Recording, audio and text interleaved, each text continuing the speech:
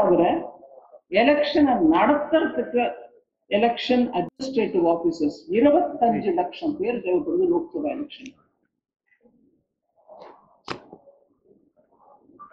இந்த 70 லட்சம் personal election கமிஷனோட வேலையை நடத்துறதுக்கு செக்யூரிட்டி பர்சனல், அதாவது அதுதான் நான் முன்னாடி சொன்னது, நான் அதை கரெக்ட் பண்ணிட்டு சொல்றேன். இப்போ 10 லட்சம் செக்யூரிட்டி பர்சனல், 70 இல்ல 10 லட்சம் செக்யூரிட்டி பர்சனல் அவங்கள டிப்ளாய் பண்றாங்க.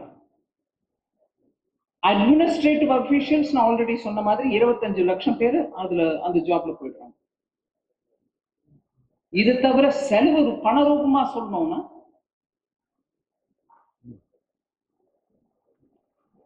2024 லோக்சபா எலெக்ஷனுக்கு, அந்த லோக்சபா எலெக்ஷனுக்கு மாத்திரம் 1 லட்சம் கோடி ரூபாய் எஸ்டிமேட், ஃபைனல் நம்பர் என்கிட்ட இல்லை இப்போ, எஸ்டிமேட்டட் அமௌண்ட் 2024 லோக்சபா எலெக்ஷனுக்கு 1 லட்சம் கோடி ரூபாய் செலவாயிருக்கு. 1 lakh crores.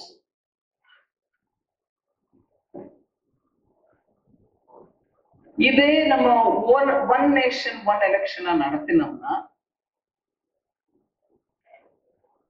5 வருஷத்துக்கு ஒரு முறை நடத்தினோம்னா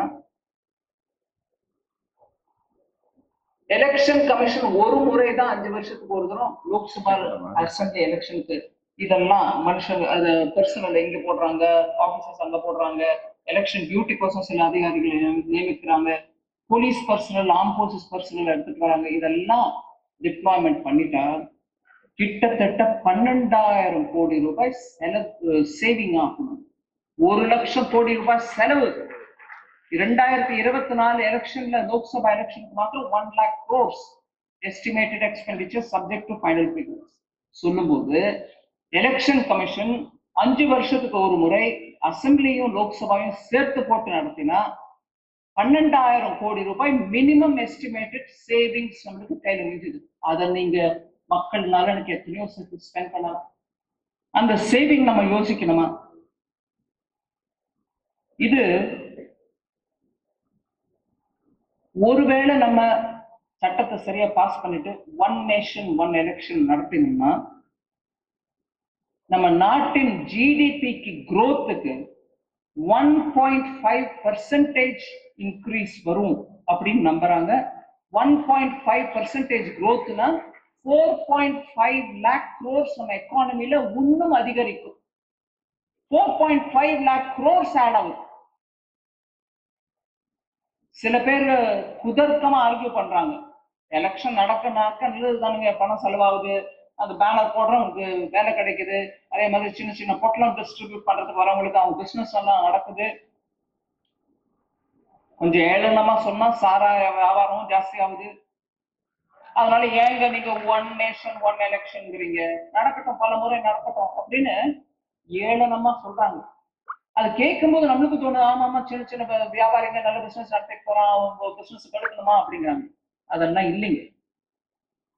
ஒன் நேஷன் ஒன் எலெக்ஷன் நடந்து பார்லிமெண்ட்டும் அசம்பிளியும் ஒரே சமயத்துல எலெக்ஷன் நடந்துச்சுன்னா 12,000 கோடி அப்ராக்சிமேட்டா சேவிங்ஸ் இருக்கும். அதை தவிர உங்களோட ஜிடிபி growthல இடையூறுகள் இல்லாத காரணத்தினால 1.5% அடிஷனலா grow ஆகும். அந்த அடிஷனலா grow ஆகிறதுக்கு என்ன அமௌண்ட்னு கேட்டீங்கன்னா 4.5 lakh crores additionally நம்ம ஜிடிபியில சேரும். நான் இந்த டாக் ஆரம்பிக்கும் முன்னாடியே சொன்னேன், எக்கானமியில நம்ம எத்தனைக்கு எத்தனை பலமா ஆகிறோமோ அத்தனைக்கு எத்தனை ஒவ்வொரு கம்யூனிட்டி, ஒவ்வொரு ரிலிஜன், ஒவ்வொரு ஆண் பெண்ணுன்னு பேதம் இல்லாம எல்லாரும் முன்னேறதுக்கான வாய்ப்பு எக்கானமி பலமா இருந்தாதான் கிடைக்கும். அதனால எக்கானமிக்கு பலம் கொடுக்கக்கூடிய விஷயங்களை யோசிக்கும் போது அரசியல் கண்மூடித்தனத்தோட யோசிக்க கூடாதுன்றதுக்கு இதை விட ஒரு பிளாக் அண்ட் ஒயிட் உதாரணம் நம்மளுக்கு கிடைக்கவே கிடைக்காது.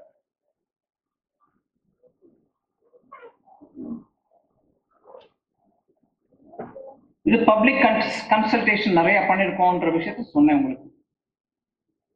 ஓட்டர் பர்சன்டேஜ் இன்க்ரீஸ் ஆகும்ன்றதுக்கான உதாரணமும் நிறைய இருக்கு. கர்நாடகா எலெக்ஷன் 1999ல நேஷனல் எலெக்ஷனோட நடக்கும்போது ஓட்டர் ஃப்ரம் தட் ஸ்டேட் இன்னும் பலமா வெளியில வராங்க.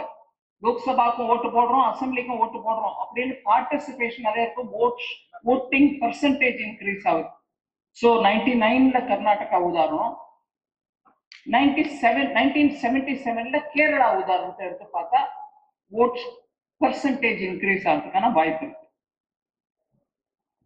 நார்த் ஈஸ்டர்ன் ஸ்டேட்ஸ்ல 21% இன்க்ரீஸ் ஆயிருக்கு.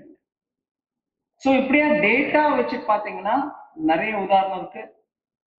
சரி, நான் பல விதமான குழுமங்கள் இதை பத்தி பேசியிருக்காங்க அப்படின்னு சொன்னேன். எல்லாம் உங்க பிஜேபி குழுமமா இருக்கும்வாங்க. நான் தமிழ்நாட்டில் இருக்கேன்றதுனால இந்த மாதிரி ஆர்குமெண்ட்ஸ் டெஃபினட்டா வரும்ன்றது எனக்கு தெரியும். இருந்தாலும் சொல்றேன், 2015ல 2015ல பார்லிமெண்டரி ஸ்டாண்டிங் கமிட்டியோட பிரசிடென்டா இருந்தவர் யாருங்க? சுதர்சனன் ஆட்சியப்பன், ஐஎன்சியை சேர்ந்தவர். அவரு ஒரு ஃபேஸ்ட் அப்ரோச் மூலமாக ஒன் நேஷன் ஒன் எலெக்ஷன் கொண்டாங்கன்னு அவர் ரெக்கமெண்ட் பண்ணார் காங்கிரஸ்காரர்.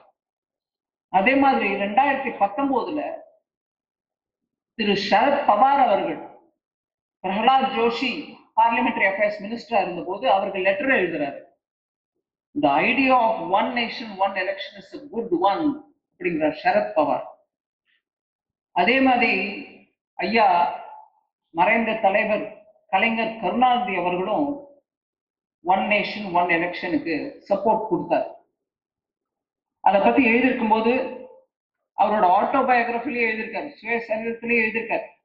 ஆனா இன்னைக்கு முதல் அமைச்சரா இருக்கக்கூடிய திரு ஸ்டாலின் அவர்கள் அவர் தந்தையார் சொன்ன அந்த வழியில போகாம நான் எதிர்ப்பேன், எங்களுக்கு வேண்டாம் ஒன் நேஷன் ஒன் எலெக்ஷன் சொல்றது.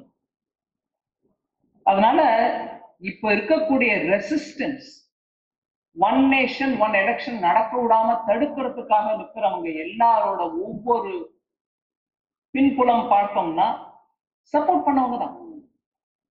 ஆனா இன்னைக்கு எனக்கு பொலிட்டிக்கலி ஷார்ட் சைட்டடா எனக்கு இது உபயோகமா இருக்கு, அதனால எதிர்ப்பு தெரிவிப்பேன் அப்படின்னா நம்ம நாட்டை பத்தி யோசிக்க வேணாமா? ஏங்க 2034ல தாங்க parliament, Lok Sabha and assemblies are going to come to alignment.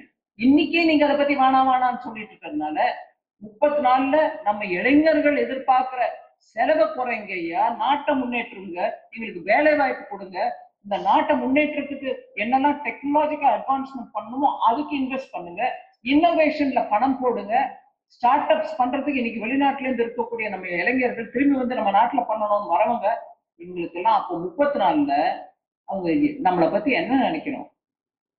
வாய்ப்பை இழந்துட்டாங்க அப்படின்னு சொல்றது அது குற்றம் நம்ம மேல வருமா இல்லையா? அதனால நம்ம கொஞ்சம் இதை பத்தி யோசிச்சுட்டு இதுல இருக்கக்கூடிய நன்மையை, நாட்டுக்கு நன்மையை புரிஞ்சுக்கிட்டு நம் சகோதர சகோதரர்களோ நண்பர்களோடையும் பேசும்போது ஒன் நேஷன் ஒன் எலெக்ஷன்ங்கிறது யாரோட பெட் ப்ராஜெக்டும் இல்ல, நம்ம நாட்டுக்கோசம் நம்ம நாட்டு நலனுக்கோசம் எடுத்து வரக்கூடிய திட்டம். இது குறுகிய நோக்கத்தோட இல்ல, நாளைக்கே இம்ப்ளிமெண்ட் பண்ண போறது இல்ல, அதுக்கான அந்த ப்ளூ பிரிண்ட் நம்ம முன்னாடி கொடுத்துட்டாங்க.